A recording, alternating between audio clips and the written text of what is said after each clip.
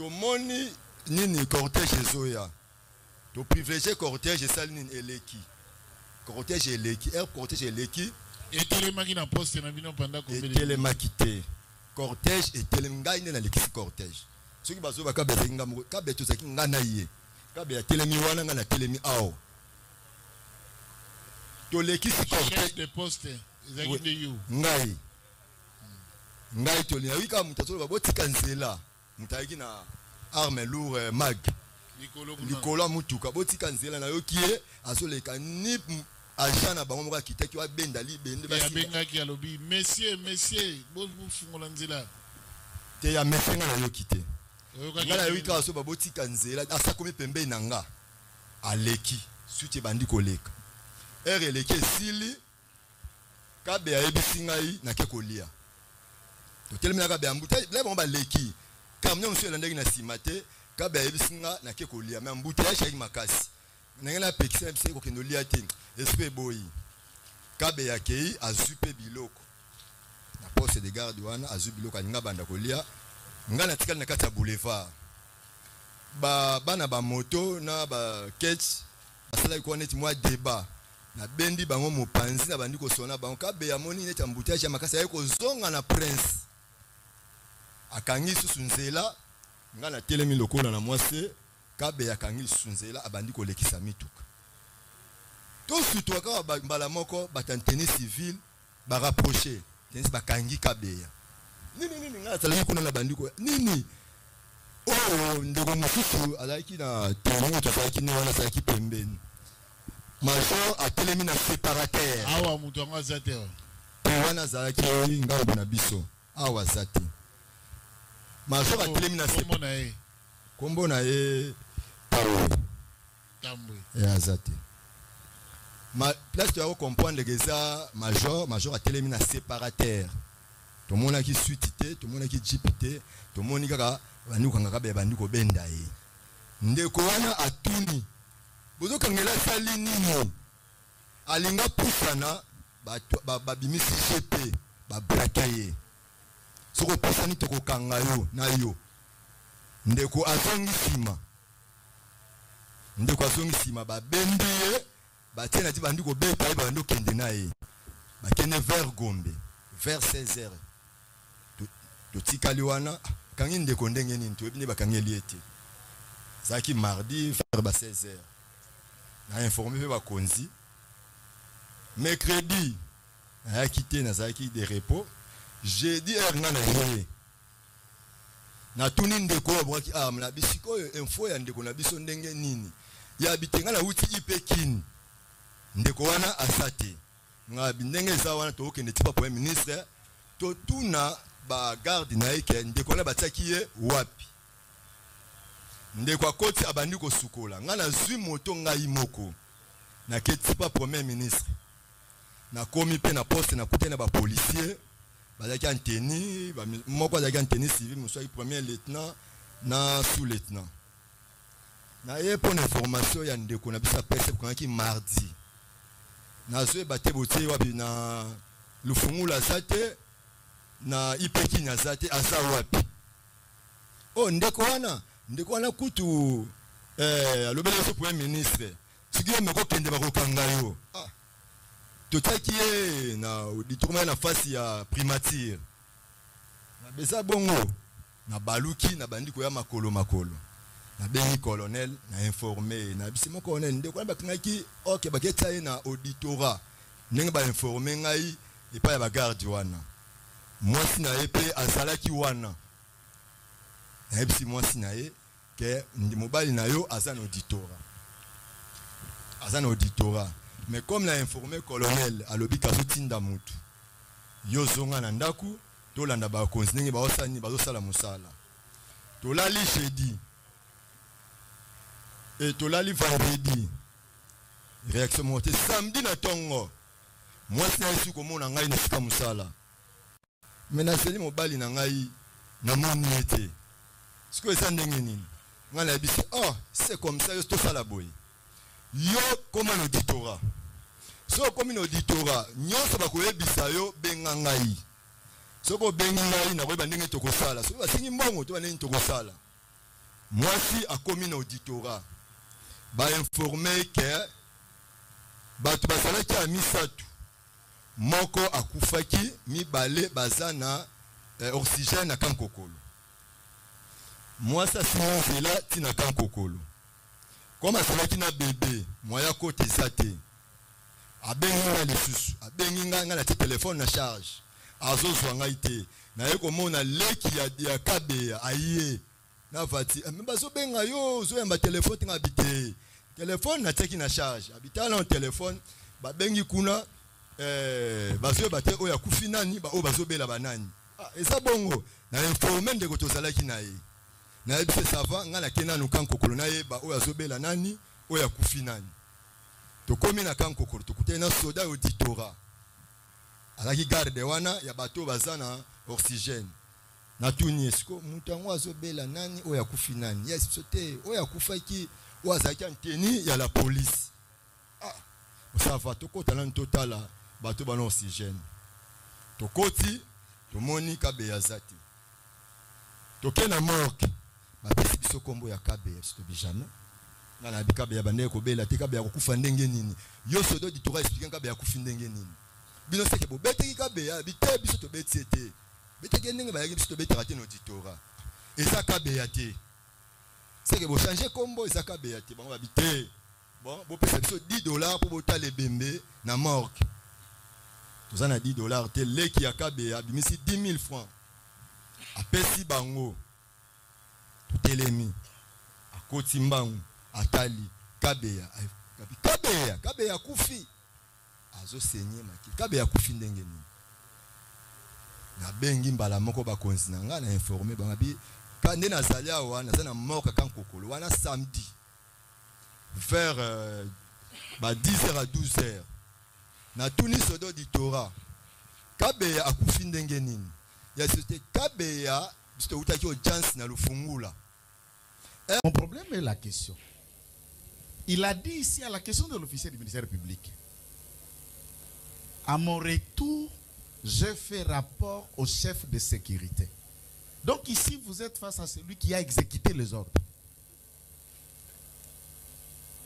Et la Cour est en train de comprendre avec moi comme premier préalable avant ma question, la nécessité de celui qui gère cette sécurité et qui instruit, allez, va me chercher ces policiers de faire des va-GG.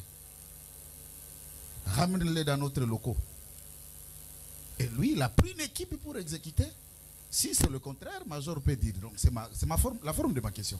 Si c'est le contraire, c'est que j'ai dit, il peut dire non, ce n'était pas ça, c'était ceci. Le colonel Nico, voilà, le colonel Nico lui dit, ben rentre. Entre-temps, il vous dit, tout comme Banga, que la personne outragée, c'est Madame le Premier ministre. On comprend? Madame le Premier ministre aurait instruit à son chef de sécurité pour que justice soit faite de la manière dont elle est victime de l'outrage. Et la question de l'officier du ministère public, je voulais qu'il nous revienne clair, ainsi ça lui adresse directement. Est-ce que Madame le PM a-t-il attendu le propos que lui qualifie d'outrage de Senda Kabeya et quelle a été sa réaction?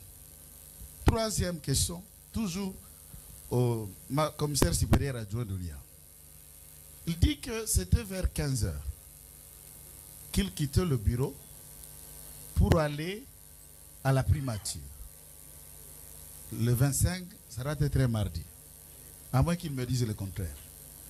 Les images de tout le monde existent puisque la chaîne nationale était en direct de toutes nos maisons, de tous les bureaux, où le président de la République était en direct au centre culturel sur Triomphal à 15h.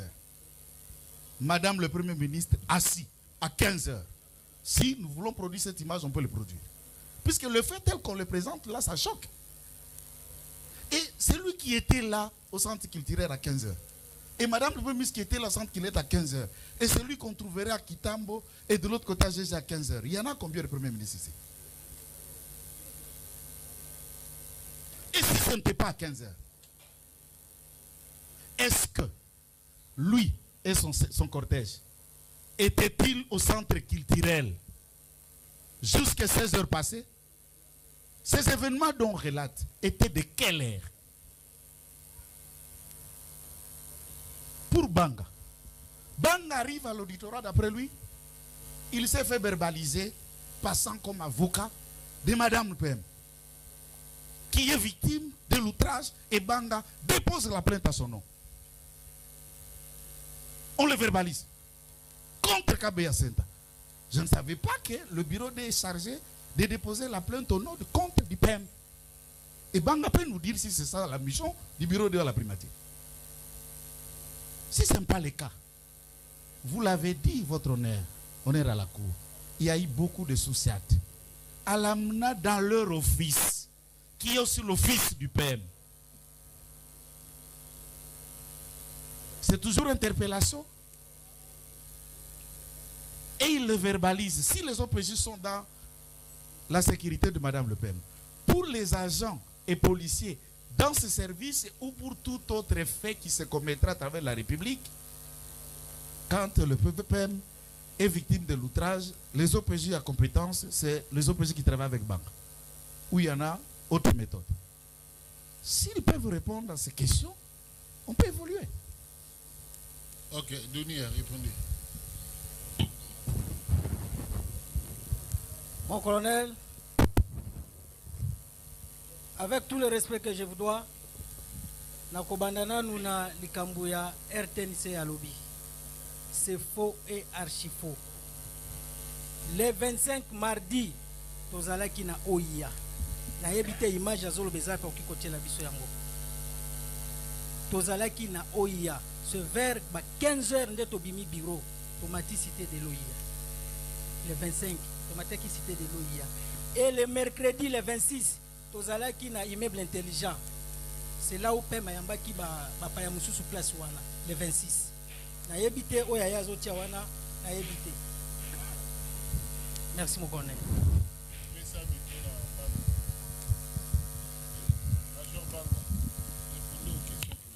Mon colonel.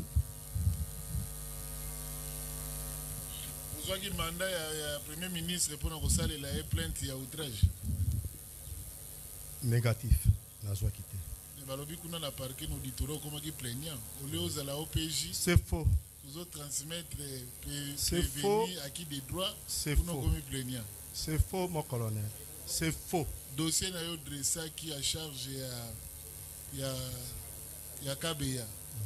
Vous déposez qui on a auditorat. La Kendaki, Nazali. Au déposé qui dossier au Yos qui n'a parce qu'on transféré. Nazwa qui identification naïe. Nazali OPJ à compétence restreinte. Naza limité. Est-ce que tu n'as pas de frère Nanga, tu n'as pas de frère ici. Ici, il n'y a que les Itouriens, les Congolais qui sont tous ensemble. Vous n'avez pas de frères. Vous venez avec les étrangers et vous dites que non, voilà, Bandoukuyango Yawapi. Vous n'avez pas de Ndougou ici. Vos Ndougou, ce sont ceux-là avec qui vous êtes là. Restez là-bas avec eux. Donc nous sommes prêts à répondre à toute éventualité.